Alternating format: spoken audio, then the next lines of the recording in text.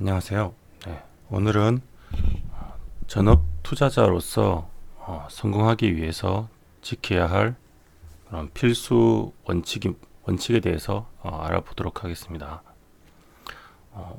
오랫동안 매매를 해오면서 여러 가지 시행착오도 겪었고, 이제 전업 투자를 하면서, 그리고 사실 전업 투자가 아닌 분들도 지금 말씀드리는 원칙이 굉장히 중요할 수 있는데요. 크게 요약하면 가장 중요하다고 생각되는 것은 두 가지입니다. 필수 원칙이라고 한 이유는 다른 게 아무리 이론적으로 잘 만들어졌다고 해도 이걸 못 지키니까 결국은 큰 손실이 나서 계좌가 이렇게 쌓여가던 계좌가 이렇게 한 방에 도루묵되기 때문입니다. 첫 번째 원칙은 많이 들어보실 건데 빠른 손절입니다. 빠른 손절이 왜 중요하냐면 우리가 어떤 종목을 샀을 때 분명히 종목에 대한 기대감이라는 게 있습니다. 기대치라는 것은 내가 샀을 때 그 시점부터 당연히 올라가길 바라고 사는 거죠. 그리고 뭐 많은 시장 관심과 이런 돈이나 거래량을 동반하면서 주식이 상승하기를 원하고 사는데, 실제로 종목을 사보면 상승하는 경우도 있고 그냥 비실비실 행보하는 경우도 있고 오히려 하락하는 경우도 생깁니다. 그래서 내가 이제 들어갈 때 어느 지점에서 뭐 지지를 받는 지지선을 찾고, 그리고 충분히 지지를 받아서 이제 추세가 전환되었다고 생각될 때 특정 부분에 손절을 잡고 진입을 하는데요. 손절을 보통 얘기를 하면 그냥 단순히 마이너스 뭐 5%의 손절해라, 마이너스 2%의 손절해라, 이런 얘기가 많이 있는데 이거는 사실 많이 해본 결과 그렇게 맞는 얘기라기보다는 마지노선에 가깝다고 생각하고요. 예를 들면 단타일 경우는 내가 지금 말씀드리는 이제 그런 필수 원칙은 사실 일반 투자자도 필요하지만 전업 투자자 중에서도 이제 데이 트레이딩, 그러니까 트레이딩을 해서 단타를 하시는 분들이 더 중요한데요. 뭐 만약에 이런 어떤 종목이 이제 흐르다가 어떤 종목을 내가 샀는데 종목이 사실 여기서 만약 이렇게 지지를 받는다고 사면 여기서 기대치가 이렇게 반등이 하는 기대치를 갖고 사는 거잖아요. 근데 이렇게 반등을 못하고 시간을 가면서 계속 만약에 비실비실 흐른다. 그러면 내가 예상했던 그런 범위를 이미 벗어나는 거게 되는 거거든요. 그러면 이게 어떻게 보면 약간 익절일 수도 있고 본절일 수도 있고 약손절일 수도 있겠죠. 근데 어떻게 됐든 내가 지지해야 되는 선을 지키고는 있지만 예상대로 못 간다는 흐름이 나왔을 때, 그러니까 뭔가 예상치대로 가야 되는데 안 간다는 흐름이 나왔을 때 우리는 그때 말 그대로 이 종목을 잘라줄 수 있어야 됩니다. 그때도 잘라줄 수 있어야 되고 이 당연히 내가 생각했던 지지선을 깼을 때도 자를 수 있어야 됩니다. 만약에 지지선을 깨고 보통은 종목을 잘 골랐다면 이렇게 지지선이 깨지더라도 한 번 정도의 되돌림을 주는데, 물론 돌파는 못하지만 지지선 깰 때 못 잘랐으면 이때라도 자르는 게 맞다는 거죠. 그러면 그 뒤로 계속 빠지게 되는 거고요. 이게 왜 중요하냐면 모든 종목들이 이제 종목들을 보면 뭐 예를 들면 이렇게 처음에는 바로 강하게 오른 종목들은 바로 빠지진 않아요. 아니면 이렇게 이건 예상대로 이렇게 매매를 샀을 때 예상대로 잘 가준 케이스고요. 근데 만약에 종목들이 뭐 이렇게 오늘의 서원같이 계속 빠졌는데 아침에 시가를 시작하고 아침에 이제 시가를 돌파해서 마치 갈 것처럼 분위기를 형성하다가 시가가 깨지는 흐름, 그러니까 한번 이렇게 시가를 크게 위협하고 다시 반등이 나왔는데도 더 못 간다. 여기서 더 못 가면 보통 잘하는 분들은 여기서 도망쳐 나오거든요. 그리고 오히려 이제 시가가 깰 때는 완전 틀렸구나 생각하고 손절을 하고요. 대응을 하고. 그럼 피해가 1, 2%, 3%에서 끊을 수 있는데 여기서 이제 타협을 해버리는 경우 이렇게 손실이 더 이상 2, 3%에 막을 수 있는 손실이 막 5%, 6%, 7%까지 가게 된다는 거죠.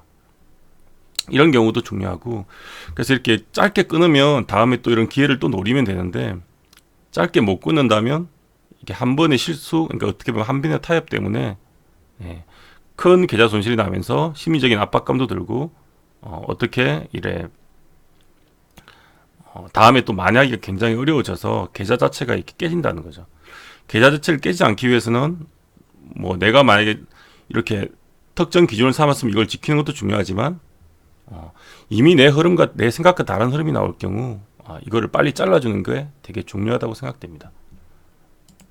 모나리자 같은 경우를 봐도 모나리자 같은 경우는 대형의 흐름이겠죠. 만약에 이렇게 해서 여기까지는 좋았어요. 여기까지는 좋아서 올라가야 되는데 가야 될 돌파해야 될 자리에서 더 이상 돌파하지 못하고 밀린 흐름이 나올 때, 그리고 다시 반등이 못 나오고 이렇게 비실비실 그리고 있잖아요. 그럼 이런 때 오히려 차익 실현을 해버린다든지, 아니면 더 이상 깨지면 안 되는 뭐 이런 선들이 지금 최종적으로 깨졌잖아요. 이런 선들이 지금 6,750을 계속 유지했고 뭐 6,700대 이런 선들을 계속 유지했는데 이미 이까지 내려왔을 땐 틀린 건데, 여기서도 눈치 빠른 분들은 빨리 자르겠죠. 근데 아니라도 이게 무너지려고 하면 무조건 잘라야 된다든지, 진입 자체를 이런 데서 한 분들은 당연히 추세가 깨지면 빠르게 이렇게 눈치를 채고 자르는 게 중요하고, 그렇게 안 되면 이제 큰 손실을 입게 된다는 거죠.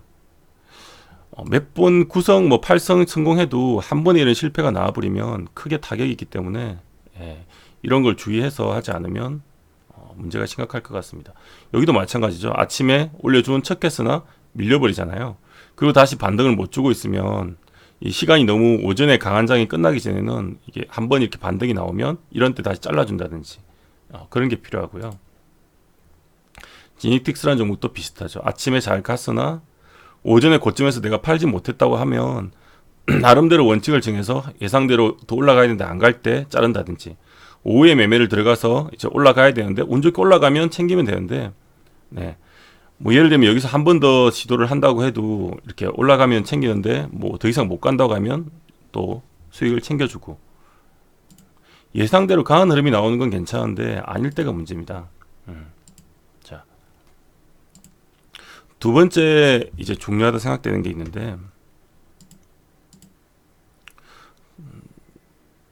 두 번째는 사실 이렇게 잘못해서 내가 물렸을 때 전업 투자를 하는 분들 이런 데 만약에 또 반등할 거라고 샀다고 쳐봐요. 그러면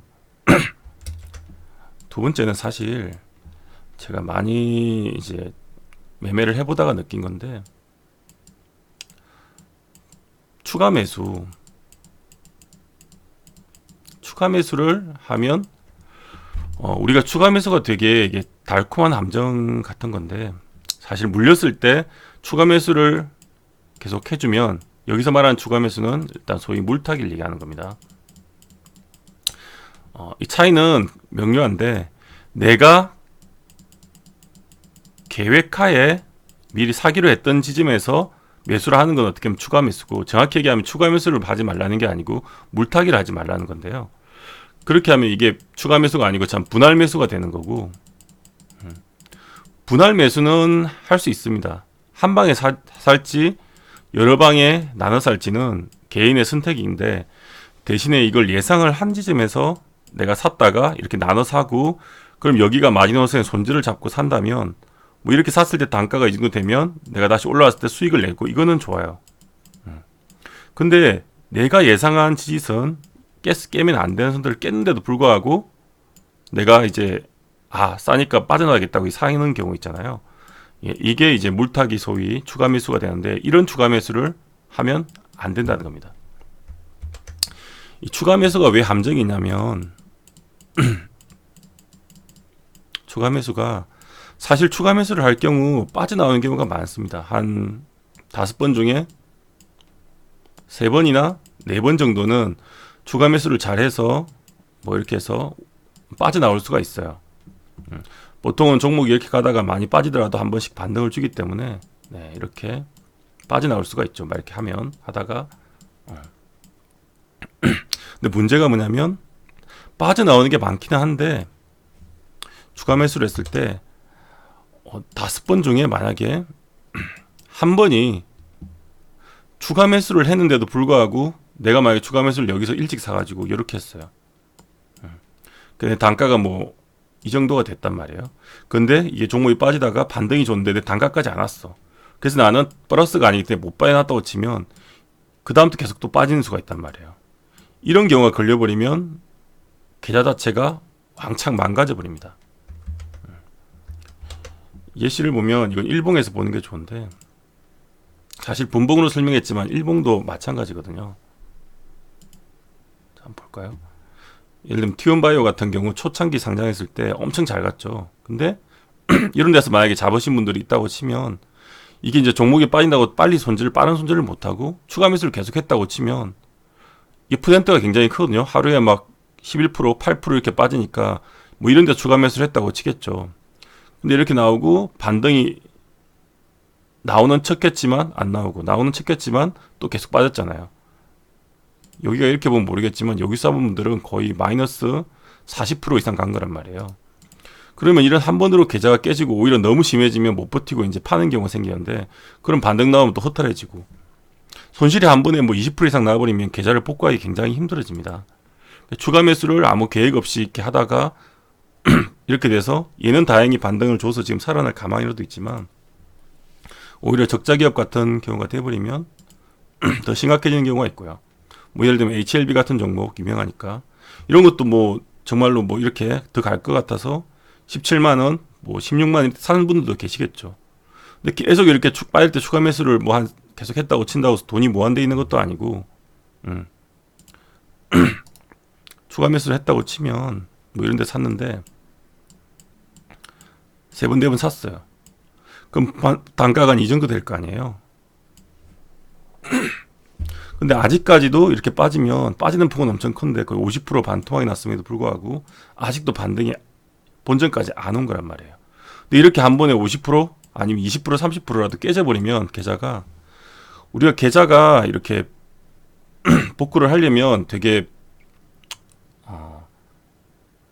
어떻게 보면 빠른 손절이 필요한 이유하고도 마찬가지인데, 계좌가 이제 복구가 되려면 사실 다음번에 한 번, 두 번 매매해서 그게 내가 성공했을 때 복구가 되어야 되거든요. 근데 이게 안 돼버리면 이제 한 번의 손실로 어떻게 보면 시장이 아웃 나오는 게, 내가 시장에서 퇴출되는 경우도 생기게 됩니다. 그래서 사실 이게 매력이 추가 매수에 너무 이제 무조건 빠져나오는 경험을 하다 보면, 추가 매수를 하다가 사서 빠져나오는 경험을 하다 보면 계속 하게 되는데, 이러다가 한 번에 잘못돼서 빠져나오는 기회를 안 주고 나오는 종목에 걸릴 경우, 뭐 5번 중에 뭐 한 번, 10번 중에 한 번, 두 번, 그때 이제 계좌가 망가져서 내가 복구할 수 없는 수준으로 계좌가 빠져버리는 게 되는 게 문제라는 겁니다. 그래서 첫 번째는 이제 아까 말했듯이 빠른 손절이고요. 전업 투자자가 일수록 더 필요한 요구고, 두 번째는 계획되지 않은, 정확히 얘기하면 계획이 없는 추가 매수를 안 하는 겁니다. 이게 추가 매수를 타협을 하면 또 뭐가 문제냐면, 많이 하다 보면 특히 전업일 경우 단타를 하잖아요. 그럴 경우에 이렇게 내가 계속 타협하다 보면 분명히 이렇게 그냥 물렸을 때 약간의 반등이 났을 때 잘라야 되는데, 이때 타협해가지고 오히려 그냥 추가 매수를 하면 되겠지 하고 그냥 버텨버립니다. 올라오겠지 하면서. 그러다가 오히려 장이 안 좋을 때는 끝까지 빠져버릴 경우 손해가 굉장히 커지거든요. 근데 만약에 한 번만 사거나 계획된 분할 매수를 한 다음에 대응을 해야 될 선을 깨질 때 내가 만약에 못했다고 해도, 하는 게 좋고 못했다고 해도 이렇게 반등이 나올 경우는 추가 매수를 염두에 안 둘 경우는 빠져나올 수가 있습니다. 그냥 가감하게. 그렇게 해서 딱 나오고 다음 매매를 다시 해야 되는데, 이게 안 되는 경우에는 추가 매수를 괜히 타협을 해버리면 가겠지, 이 종목은 그렇게 해버리면 재수 없으면 한 번에 그냥 끝나버리는 경우가 생기기 때문에, 반드시 전업을 준비하는 분들은 특히 뭐 가치 투자 같은 경우는 상관이 없겠지만 기술적 트레이딩으로 전업을 준비하시는 분들은 내가 샀을 때 흐름이 일봉이든 분봉이든 이제 아니다 싶은 흐름이 나오면 그때는 빨리 대응을 해서 손실이 적을 때 나오는 게 필요하고요. 그리고 계획되지 않은 이제 추가 매수는 하지 않는 그런 습관을 들이는 게 좋습니다. 얘도 아무리 잡아도 뭐 이런 계속 지지선이 보이잖아요. 내가 그런 지지선이 나올 때 빨리빨리 잘라줬으면 오히려 기회가 다시 있는 거고, 그런 건데 못 잘라줄 경우는 계속 끌려다니는 거죠. 젤바이오도 결국은 올라왔지만 이런 것도 이런 데 자본들은 마음고생을 되게 많이 했겠죠. 예. 근데 빠르게 자르고 밑에서 다시 추세를 돌릴 때 매수를 들어가서 수익을 내는 게 이게 훨씬 이득이라는 거죠. 좀 모든 종목이 대부분 비슷합니다. 이런 앞타바이오, 뭐 셀리버리, 알타바이오도 지금 여기서 만약에 추세가 계속 좋았는데요. 깨질 때 추세가 깰 때 빠르게 손절을 해버리면 일봉상을 봐도 다음에 다시 돌릴 때 지지 여름이 나고 수급이 들어올 때 기회가 있는데, 아니라 그러면 여기서 대응을 못하고 안일하게 추가 매수를 계속 해버렸다면 어떻게 됐겠어요? 거의 뭐 또 20% 이상 손실인 거죠. 이거는 정말 중요한 얘기고요. 처음들은 모르겠지만 매매를 많이 할수록 공감이 가는 얘기라고 생각됩니다. 반드시 지켜서 성공적인 매매를 할 수 있었으면 좋겠습니다. 오늘 영상은 여기까지 하도록 하겠습니다. 유익하셨다면 구독과 좋아요 한 번씩 눌러주세요.